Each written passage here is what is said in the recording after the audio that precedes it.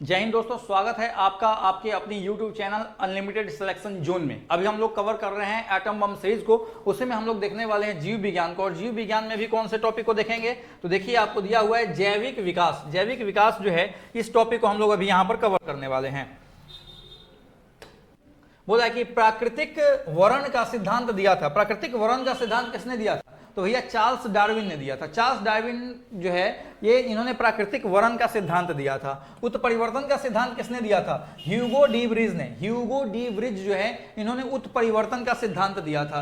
Natural selection प्राकृतिक चयन का सिद्धांत किसने दिया था? वहीं जिसको हम लोग बोलते हैं प्राकृतिक वर्णवाद, उसी को इंग्लिश में नेचुरल सिलेक्शन कहा जाता है। इस सिद्धांत को चार्ल्स डार्विन ने दिया था। विकास के सिद्धांत को प्रतिपादित किया था किसने? विकास के सिद्धांत को भैया चार्ल्स डार्विन ने प्रतिपादित किया था।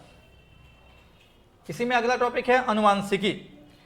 अनुवांशिकी का पिता या जनक किसको कहा जाता है? Gregor John Mendel. Gregor John Mendel को अनुवांशिकी का पिता या जनक कहा जाता है।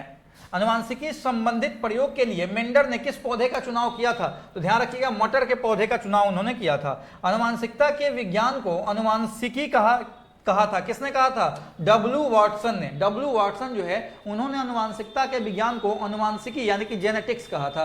जेनेटिक्स शब्द का सर्वप्रथम प्रयोग किसने किया था? तो डब्ल्यू वाटसन ने किया था। कब? 1905 में। जेनेटिक्स शब्द का सबसे पहले प्रयोग डब्ल्यू वाटसन ने 1905 ईस्वी में किया हुआ था। अनुवांशिकी उत्परिवर्तन होता है किसमें? क्रोमोजोम में। अनुवांशिकी उत्परिवर्तन जो होता है वह किसमें होता है भैया? वह क्रोमोजोम में होता है।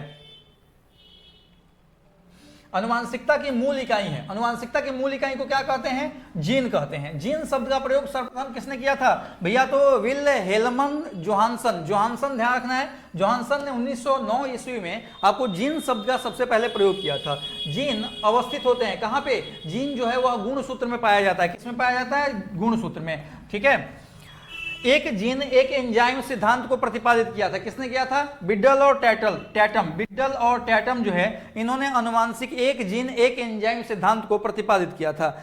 गैमिट की शुद्धता के नियम का प्रतिपादन किसने किया था? मेंडल ने। वहीं जिसने अनुवांशिकता दिया था उसी ने जो है गैमिट की शुद्धता को प्रतिपादित किया था। जीवन की उत्पत्ति हुई है किससे हुई है? जीवन की उत्पत्ति कब हुई है पूछ रहा है? प्री कैम्ब्रियन युग में। प्री कैम्ब्रियन युग जो है काल था, उस समय जो है सो जीवन की उत्पत्ति हुई है। धन्यवाद।